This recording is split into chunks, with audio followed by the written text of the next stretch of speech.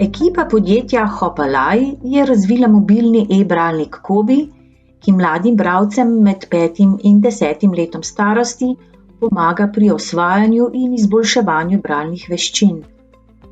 Prijetne pisave, primerni razmaki med vrsticami, poljubna barva ozadja ter obarvane črke so srce Kobi e-bralnika. Deluje tako, da pametni algoritem spremeni črno-belo besedilo, ki ga otrok sledi s prstom, v pisan zapis.